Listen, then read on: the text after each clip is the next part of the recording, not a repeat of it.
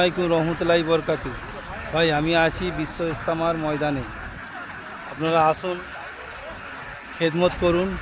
ভাই তকলিফ জামাত কি জিনিস আমরা যতক্ষণ না করবো ততক্ষণ না বুঝতে পারবো না ভাই। 3 দিন লাগান সমান, 3 দিন লাগালে বুঝতে পারবো এই তকলিফ জামাত কী জিনিস, কত ভালো জিনিস। আপনারা আসুন। আর এরপরে 30 বছর পর বিশ্ব ইস্তেমা হচ্ছে আমাদের এলাকায়। আর ভাই এরপরে আমরা কি টাইম পাবো, আমরা অতদিন বাঁচবো কি না, আপনারা আসুন। আলাইকুম, আমি স্যার কোথা থেকে এসছেন? আমরা হাওড়া রানিহাটি বেলতলা মসজিদ থেকে এসেছি।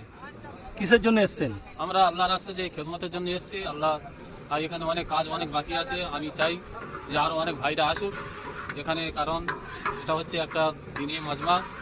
আল্লাহর কাছে এটা কবুলিয়াত হয়ে গেছে, ময়দানও কবুলিয়াত হয়ে গেছে।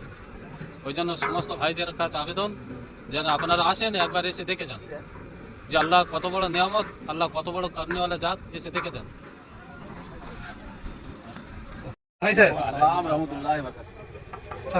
আল্লাহর হুকুমে এখানে যে আমাদের যে 100 জন সাথী হয়েছে, এই সাথীদের সবাইকে আল্লাহ পাক বারবার নিয়ে আসুক।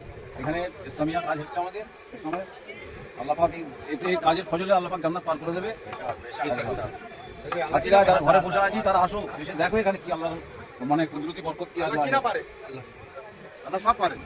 ইস্তেমার ডেটটা বলে দাও ভাই স্যার। ইসলামের ডেট হচ্ছে জানুয়ারি 2, 3, 4। ওয়ালাইকুম আসসালাম রহমতুল্লাহ বারাকাতুহু। কোথায় এসছো দাদা? আমার ইস্তেমা মাঠে হয়েছি। ইস্তেমা মাঠে সব জড়িত করতে হবে, সব এক জায়গায় থাকতে হবে, বুঝলে। আমাদের এখানে লোক সংখ্যা কম হয়ে যাচ্ছে, বুঝলেন তো। অনেক কাজ বাকি আছে। কাজ বাকি আছে। আপনারা আসুন। আসুন, সব জলে সব আসতে দেখা করুন।